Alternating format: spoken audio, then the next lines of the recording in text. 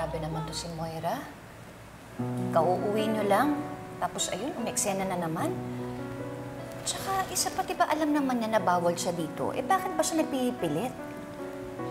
Nasa DNA na yata ni Moira na maghahanap ng gulo. Anyway, I highly doubt na si Zoe ang reason bakit siya sumugod dito sa Apex. Alam niya, mabuti na lang to si Zoe. Kahit papano, bumait-bait na rin. Siguro po kasi, Nay, hindi niya na po laging nakakasama si Ma'am Moira. Alam niyo po, sa totoo lang, naging okay nga po kami ni Zoe simula nung nakulong po si Ma'am Moira eh.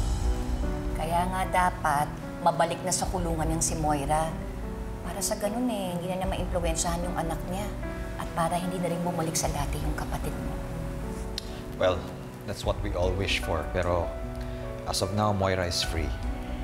Kaya kung pwede lang, iwasan niyo muna, Annalyn, Lynette. RJ, eh, umiiwas naman kami. Siya naman palaging sugod ng sugod eh. Siya naman palaging nagsisimula ng gulo, hindi naman kami.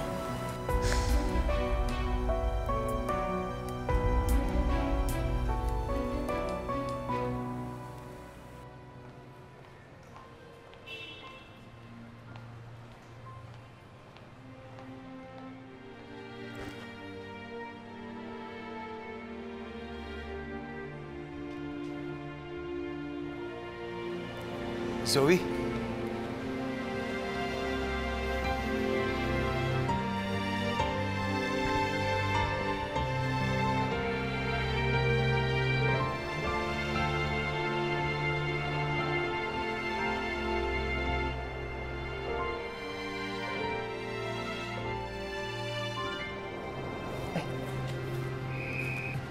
Sorry. Namiss lang talaga kita. Okay lang. Namiss din kita. Ha? Talaga? Namiss mo rin ako? Gusto mo bawiin ko yung sinabi ko? Ay, hindi. Wag. Hindi lang ako makapaniwala sa narinig ko. Talaga? Namiss mo ako? Alam mo yung nasa San Regado ako, may mga times na naiisip kita. Hindi ko nga alam kung bakit. Yari ka. Isa lang ang ibig sabihin yan. Ano? Nai-inlove ka na sa akin. Ano, nai-inlove ka na sa akin, no?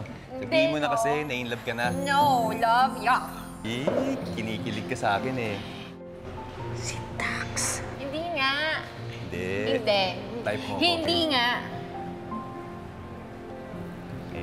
Ikaw ang bahala. Tulad nga ng sabi ko sa'yo noon, hindi kita pipilitin na gustuhin mo ako. Pero ipupusta ko yung buhay ko. Trip mo din ako.